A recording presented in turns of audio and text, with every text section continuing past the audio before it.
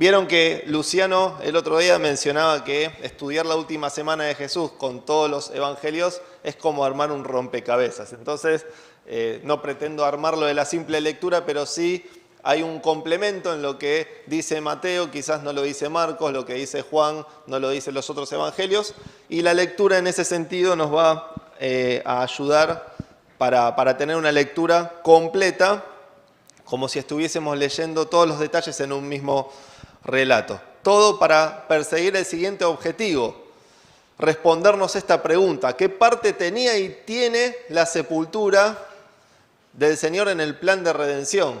Y nos vamos a ir respondiendo esta pregunta a medida que estemos leyendo los textos bíblicos y los pasajes que hacen referencia a la sepultura. Así que vamos a leer Mateo, en primer lugar, Mateo 27, versículos 57 al 66. Cuando llegó la noche, vino un hombre rico de Arimatea, llamado José, que también había sido discípulo de Jesús. Este fue a Pilato y pidió el cuerpo de Jesús. Entonces Pilato mandó que se le diese el cuerpo.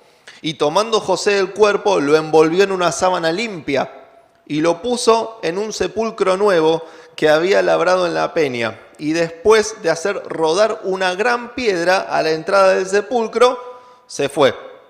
Y estaban allí María Magdalena y la otra María sentadas delante del sepulcro. Versículo 62. Al día siguiente, que es después de la preparación, o sea, sería el día de reposo, se reunieron los principales sacerdotes y los fariseos ante Pilato, diciendo, presten atención, Señor, nos acordamos que aquel engañador dijo, viviendo aún, después de 3 días resucitaré. Manda pues que se asegure el sepulcro hasta el 3er día, no sea que vengan sus discípulos de noche y lo hurten, y digan al pueblo, resucitó de entre los muertos, y será el postrer error peor que el primero. Y Pilato dijo, ahí tenéis una guardia, id y asegurarlo como sabéis. Y acá leemos cómo los máximos exponentes del legalismo, que cumplían a rajatabla la ley, el día de reposo ellos fueron y aseguraron el sepulcro, sellando la piedra y poniendo la guardia. Marcos capítulo 15. Versículo 42.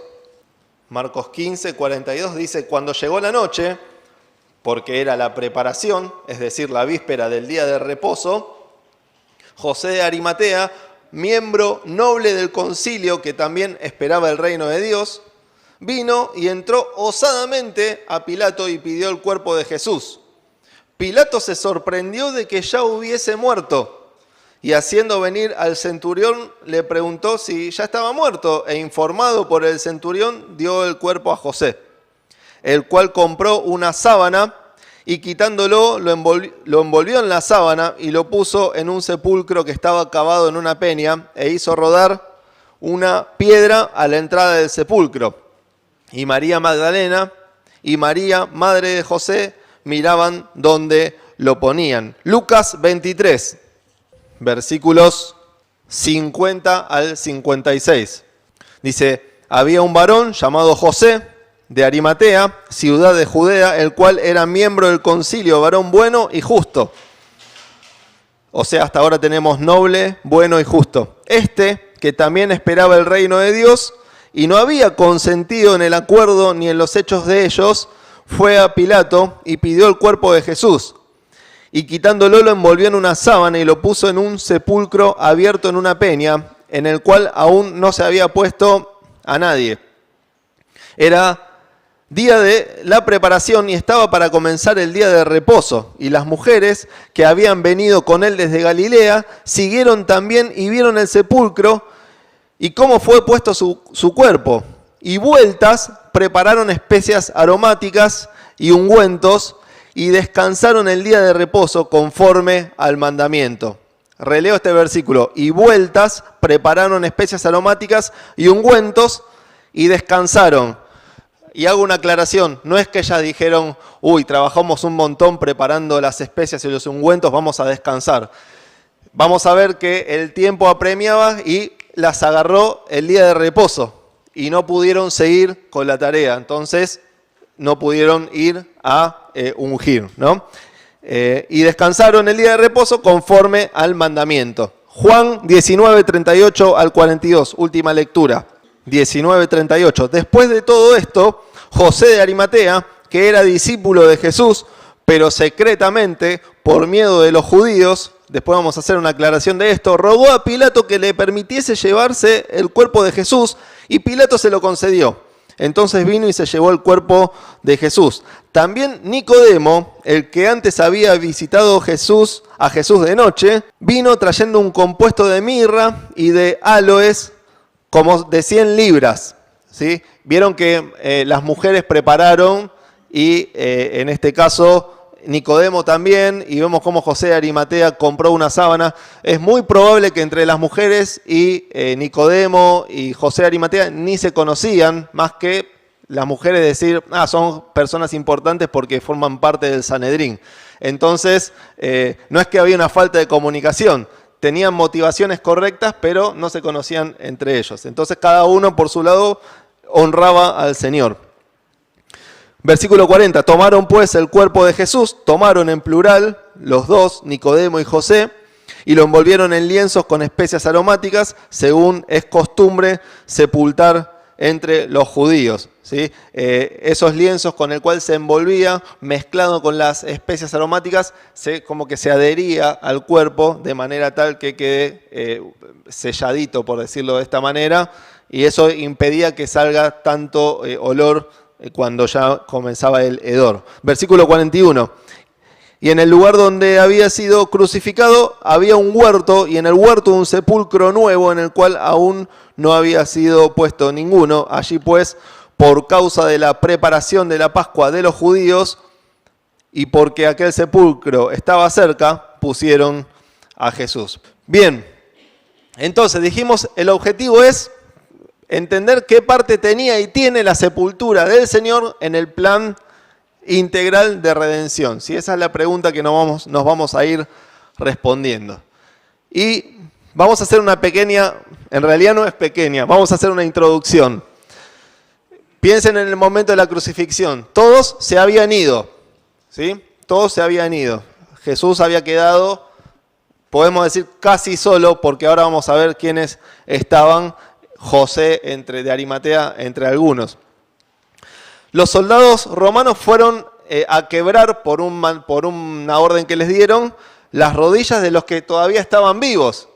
Con un martillo, con una masa, quebraban las rodillas para anticipar la muerte de las personas que estaban crucificadas. La intención era quebrar también los huesos del Señor, pero más allá del respaldo escritural, que ningún hueso fue quebrado, cuando iban a quebrar los huesos del Señor, las rodillas, se encontraron con que estaba muerto de manera tal que solo traspasaron el costado, que podemos dimensionar el tamaño del traspaso del costado, porque cuando luego se encuentra con los discípulos, les dice, poné tu mano en mi costado. Así que imagínate el tamaño que tenía ese costado traspasado.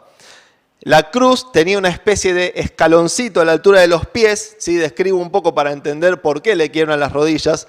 Con ese escaloncito hacían un poquito de palanca, si me permiten el término, para poder tomar aire y que el aire entre a los pulmones y de esa manera poder inflar el diafragma y respirar. Cuando querían anticipar la muerte, al quebrarle las rodillas, quedaban solamente a expensas de sus brazos debilitados y no tenían circuito de aire, con lo cual morían de asfixia y esa muerte era rápida. Así que vemos en la escena a Jesús solo, ensangrentado, seguramente muchos insectos alrededor. En la zona, imagínense que había huesos de otros condenados, por eso, entre otras cosas, los historiadores dicen que el lugar se llama el lugar de la calavera. Mucho olor, es la muerte. Jesús había terminado de ser crucificado y lo vemos como el máximo exponente del desprecio humano en términos materiales, pero podemos hacer una salvedad espiritual, que lo hemos dicho muchas veces y cada vez que tengamos oportunidad lo tenemos que decir. A Jesús le dolieron los clavos, a Jesús le dolió el desprecio, seguramente la vergüenza, pero lo que más le dolió a Jesucristo en la cruz es cargar con tu pecado y mi pecado. Y quizás estás escuchando esto por primera vez, conocés de la Pascua, que una vez al año está la Semana Santa y hay una celebración y hay procesiones. Mirá, lo que tenés que tener en claro es que Jesucristo en la cruz murió de una manera muy sufriente, pero lo que más lo hizo sufrir fue cargar con tu pecado y cargar con mi pecado. Y ese es el mensaje también que predicamos. Que si nosotros entregamos nuestra vida a Cristo, nuestros pecados son perdonados y ese sacrificio para nosotros tuvo sentido. Y ese es el sentir de por qué recordamos a Jesús, por lo que hizo por nosotros. Así que cuando uno tiene dimensión de lo que realmente sufrió el Señor y cuál fue la causa, cambia la perspectiva de las cosas y los que somos creyentes tenemos una actitud de adoración quizás diferente a lo que a veces hacemos quizás sin pensar o mecánicamente. Entonces, Jesús muere cerca de la hora novena. Los testigos de la muerte de Jesús que conocemos en base a estos pasajes son, y los pasajes anteriores de esta última semana, el centurión romano, Juan, las mujeres que se mencionan, entre ellos la madre de Jesús, recordarán la escena que le dice a Juan, he ahí tu madre, he ahí tu hijo. Nicodemo, no sabemos si presenció el martirio, pero vamos a ver cómo colaboró con José. Y José de Arimatea, de quien vamos a hacer una reflexión especial, que es quien recogió el cuerpo del Señor y le dio sepultura. Ahora sí, es un dato para tener en cuenta. Fíjense en las hojitas, porque dice que Jesús muere cerca de la hora novena, ¿sí? Entonces, para entender un poco la medición del tiempo en términos bíblicos y la medición del tiempo de acuerdo al pueblo judío, que es lo que encontramos en la Biblia, vemos que la primera hora es cuando sale el sol, de 6 de la mañana en adelante, ¿no? Entonces, nosotros vamos a ver en los evangelios que se menciona cuando era como la hora sexta, cuando era como la hora novena, como la hora tercera. Bueno, ese es la medición del tiempo de acuerdo al pueblo judío, ¿sí? Y este que tienen abajo también en las hojitas muestra un poco, aunque sin las horas, cómo era la secuencia del día. Eso es como un planiferio. Después, si vos lo recortás, lo haces un circulito y te queda toda la secuencia del día. Entonces, salía el sol 6 de la mañana, a las 9 de la mañana era la tercera hora, a las 12 del mediodía era la sexta hora, a las 3 de la tarde era la novena hora, ¿sí? Y a las 6 de la tarde, cuando era lo que era la segunda tarde, comenzaba ya la primer vigilia, que era hasta las 9 de la noche, después de 9 a 12 de la noche, segunda vigilia, de 12 a 3 de la mañana, tercera vigilia, de 3 a 6, la cuarta y última vigilia, y así se componía el día en el pueblo judío, así era como lo delimitaban. Digo esto porque cuando estudiamos los obreros de la viña, que dice que la hora undécima, bueno, es las 5 de la tarde, ¿no? Entonces, o cuando Jesús aparece en el mar, que era como la cuarta vigilia o la tercera vigilia, bueno, es esta medición del tiempo. Y cuando lo vi dije, lo llevo en hojitas, ¿por qué? Porque capaz que lo podemos tener dentro de la Biblia y a veces nos encontramos con que, ¿y qué hora era? Bueno, entonces esa hojita nos sirve como una especie de ruta. Pero no vamos a destinar más tiempo que reflexionar en esto. Que Jesús muere cerca de la hora novena. A ver si me ayudan ustedes. La hora novena, entonces, ¿qué hora sería? Excelente, 3 de la tarde.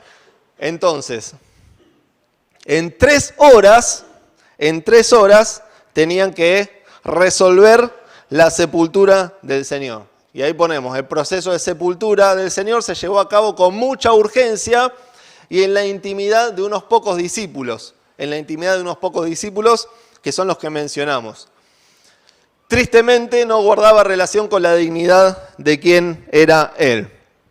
En fin, alguien tenía que hacer descender al Señor de la cruz. ¿Sí? A las 18 horas comenzaba el día de reposo y como dice Juan, encima del día de reposo, en esta ocasión era Pascuas, era de gran solemnidad, como dice el Evangelio de Juan.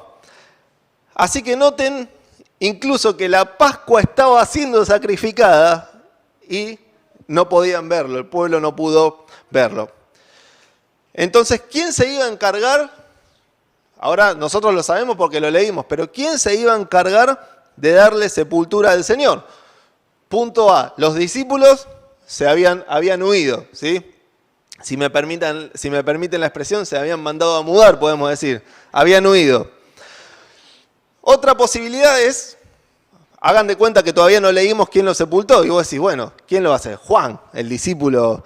Pero los comentaristas, aunque es su posición, no está en la Biblia, pero piensen que María, la madre, queda a cargo de Juan. Imagínense el dolor de una madre cuando ve perder a un hijo, con lo cual Juan no estaba al cuidado de María y estaba haciendo la tarea correcta porque era lo que el Señor Jesús le había encomendado. Entonces, discípulos no, Juan y la madre tampoco. Vemos que aparecen estas mujeres que se apuran para ungir al Señor y en el medio del tiempo pasaron las horas y las enganchó el día de reposo, no pudieron hacerlo. Entonces aparece José de Arimatea. Y la pregunta que nos hacemos es, ¿quién es o quién era José de Arimatea? Miembro del Sanedrín, por lo que leímos, noble, bueno y justo. Justo no es que fue justificado, podemos entender que fue justificado, pero la Biblia cuando dice que es justo no se menciona, sino que era ecuánime por la labor política que hacía.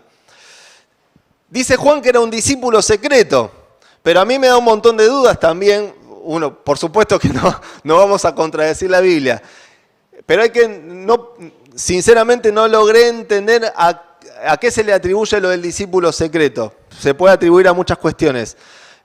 Lo que está claro es que en un momento, y lo vamos a ver, hizo pública su fe, pero vieron que cuando leímos en uno de los evangelios dice que él no consintió con la muerte del Señor. Y en el Sanedrín, que eran 70 personas más uno, había que votar a mano alzada. Y la abstención se consideraba como abstención negativa. Y cuando había una abstención, había que fundamentar por qué.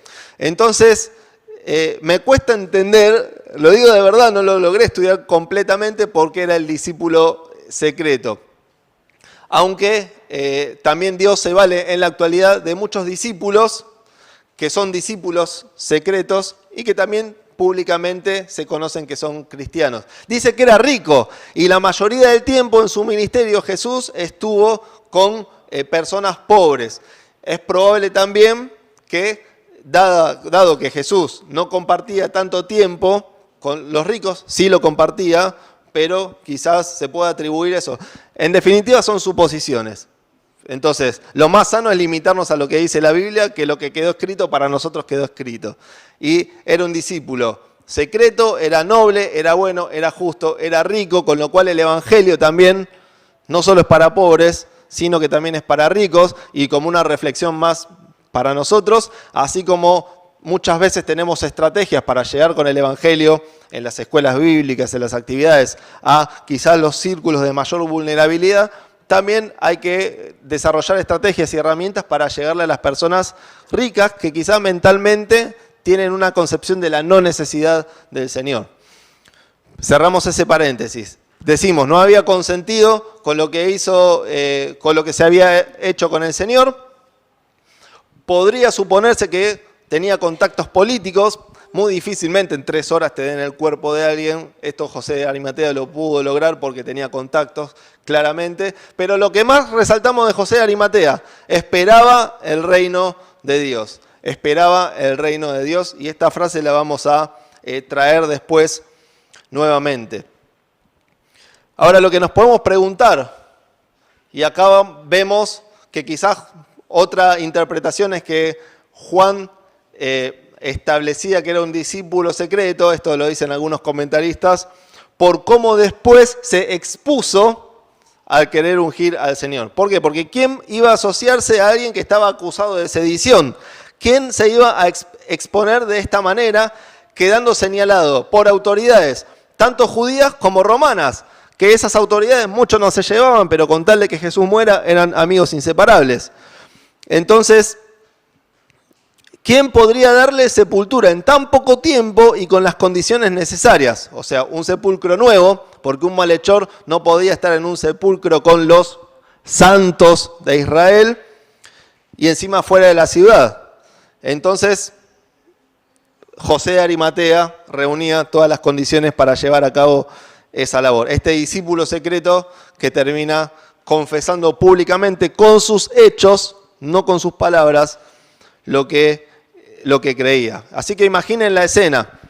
José de Arimatea lo tenía que bajar, ahí no lo hacía la guardia, lo tenía que hacer la persona interesada. Entonces José de Arimatea, y vemos por el Evangelio de Juan cómo Nicodemo lo ayuda, bajan el cuerpo, ¿sí? Y acá me anoté, no quiero sonar romántico, pero tuvo en sus manos al dueño del universo por un segundo. Y en su aspecto humano, seguro estaba todo llagado, ensangrentado, quizás con alguna mordedura de los animales que ya estaban preparados para depredar a otros malhechores que nadie les daba sepultura. Y decimos que solo no podía hacer esta tarea, evidentemente, para descolgarlo, Nicodemo lo ayudó, como dice el Evangelio de Juan. Así que el primer punto, todo esto era introducción, pero no se asusten, lo demás es más cortito. Primer punto que yo veo de José de Arimatea, veo un despertar en la fe, ¿sí? No sabemos en definitiva por qué José de Arimatea era un discípulo secreto, pero Dios trabajó en él para que su fe se haga pública. Y ahí vemos que en Marcos dice que pidió osadamente el cuerpo. Cuando todos huyeron, él vino hacia Pilato a pedir el cuerpo, rompe el silencio, toma el cuerpo del Señor. Y ahí anotamos esto para reflexionar. Nunca es tarde para venir al Señor. Nunca es tarde para venir al Señor. ¿Sí? Y si estás en este lugar por primera vez, o por segunda vez, o por tercera vez, o venís hace un tiempo y quizás no tenés las cosas tan en claras, el mensaje de la Biblia, lo dijimos recién, es este. Cristo murió en la cruz por nuestros pecados y derramó su sangre en la cruz por nuestros pecados. Y esta es la invitación. Vení al Señor, así como estés. No importa la condición.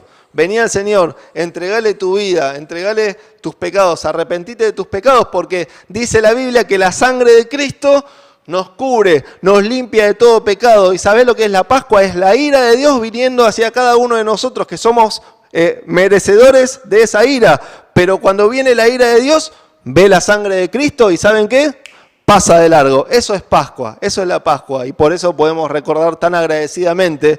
Y eso puede suceder en tu vida si le entregás tu vida al Señor. Así que esa es la invitación. Vení a Cristo como estés porque Él murió por vos. Y si en algún momento viniste y me siento un poco alejado y no estoy como quisiera estar, la invitación es volver al Señor. Nunca es tarde para venir, nunca es tarde para volver al Señor. Seguimos hablando de José. Tiene en definitiva también un anticipo de tipo más jurídico. Él conocía del tema porque también busca sepultar al Señor de acuerdo a la ley judía, ¿sí?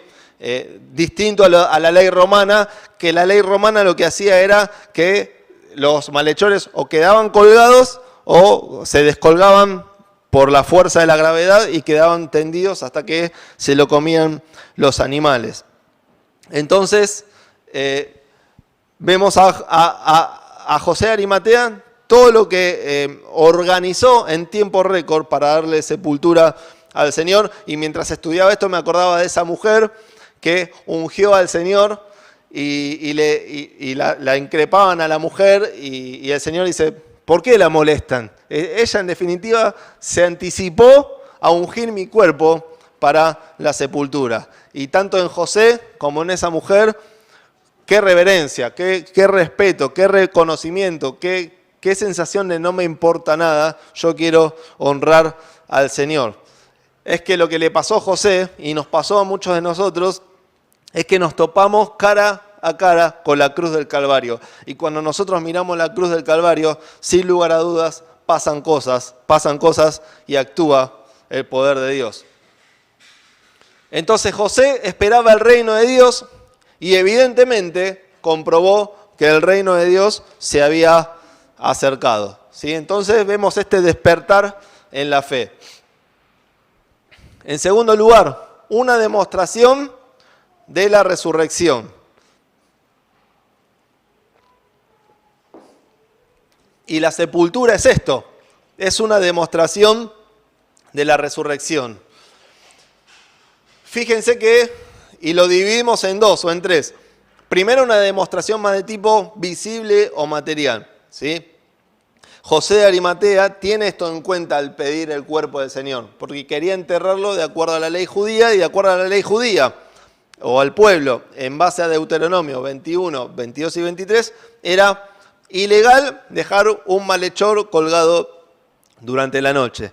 Entonces la sepultura viene a ser una demostración previa, pero fehaciente, de que el Señor Jesús resucitó. Leonor me va a entender, en términos de derecho, la sepultura constituyó prueba.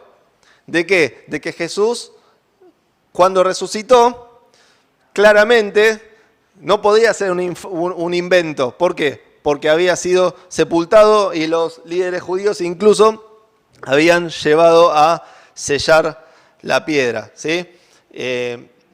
La piedra con la cual se había tapado. Porque, claro, piensen en esto, cuando moría un reo, solían no sepultarlo, o sea, era un delincuente y por lo general era despreciado. Entonces, la muerte, primero que era una muerte lenta, déjenlo, lo va a agarrar el día de reposo, no va a venir nadie en su rescate a ver si resucita, ¿no? La muerte era lenta. Por otro lado, lo que sucedía también es que, bueno, muere, lo sacan o se descuelga, si no le dan sepultura, queda ahí, a ver si resucita. Lo más probable es que se lo coma algún animal. Eso estaba también en la mente política del momento, por eso también Pilato no podía creer. Fíjense la provisión de Dios en esto también, en la muerte rápida. No podía creer que ya Jesús haya muerto. Y le dice al centurión, ¿está chequeado esto? No hay, fíjate. Y el centurión le dijo, sí, ya está, murió. Bueno, denle el cuerpo. Y tanto Dios como José, podemos decir que les rompe la ecuación, porque a todo esto pensaban, ¿quién va a reclamar el cuerpo de un malhechor? Cuando todo el pueblo decía, crucifícale, crucifícale, crucifícale. Sin embargo, vemos esta demostración visible. Está dentro de un sepulcro. Y después cuando resucita, no hay excusas. Todo el mundo vio cómo estuvo introducido dentro de un sepulcro. Ni que hablar de la demostración escritural. Isaías 53:9. Él no había hecho nada malo y jamás había engañado a nadie, pero fue enterrado como un criminal y fue puesto en la tumba de un hombre rico. 1 Corintios 15:3. Pablo está diciendo, en primer lugar les enseñé lo mismo que yo recibí, que conforme a las Escrituras, Cristo murió por nuestros pecados, que también, conforme a las Escrituras, fue sepultado y resucitó al tercer día. Y también una demostración más de tipo simbólico. ¿Se acuerdan cuando Jesús le quita los demonios al endemoniado, valga la redundancia, de Gadareno? ¿Sí? Que ¿dónde vivía este endemoniado? Vivía entre los sepulcros. Y Jesús espiritualmente lo resucita, le da una vida nueva. Demostraciones de todo tipo tenemos de que la sepultura es una prueba de la resurrección del Señor. En verdad, dice San Juan 12:24, en verdad les digo que si el grano de trigo no cae en tierra y muere, se queda solo. Pero si cae en tierra y muere, produce mucho fruto. Último punto, un despegue hacia la exaltación. ¿Sí? En la sepultura de Jesús vemos el fin de la humillación y el comienzo de la exaltación del Señor. Y cuando todos pensaban que había terminado todo, en realidad todo estaba comenzando, o mejor dicho, todo continuaba. Dice San Juan 12:32, Palabras del Señor: cuando yo sea levantado de la tierra, atraeré a todos a mí mismo. Y eso sucedió con José, eso sucedió con Nicodemo. Ambos ya no le temen a nada. Y es lo que genera la cruz. Es lo que genera la cruz. Para algunos, locura. Imagínate la situación. Esto es ficción, pero podemos llevar la mente hasta ahí. ¿Qué está haciendo José? ¿Estás renunciando a todos tus privilegios? ¿Está loco? Y sí, quizás está loco, porque para el que no cree el Evangelio es locura, pero para los que creen, y decimos amén a esto, es poder de Dios. Para los que creen es poder de Dios. La experiencia de José, la experiencia de Nicodemo, que honraron al Señor.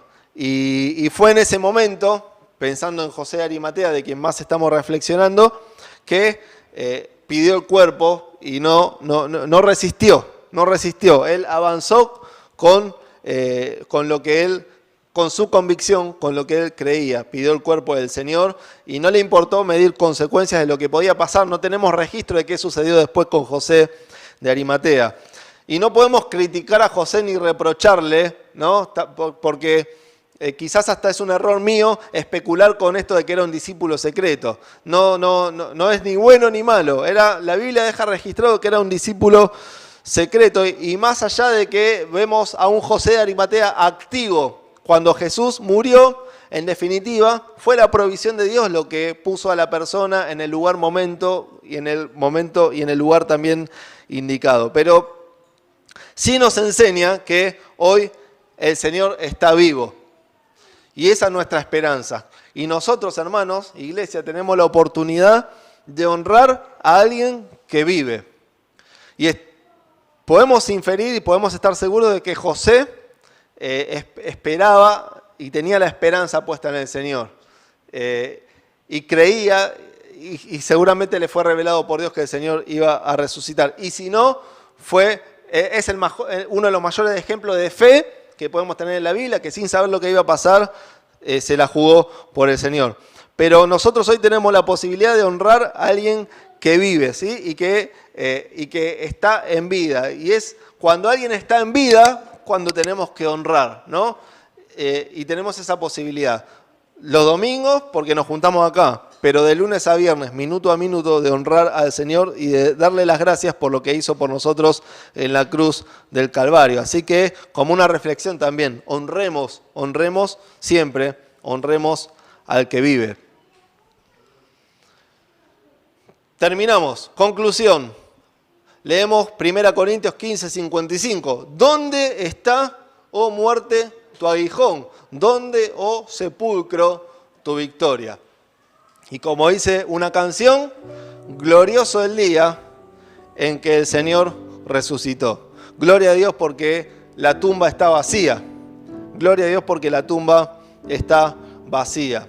Y lo más maravilloso de resaltar de un sepulcro es que cuando nosotros hablamos de tumbas o de sepulcros o de nichos o llamarlo como quieras, siempre pensamos y naturalmente nuestra mente se nos va a restos de personas adentro.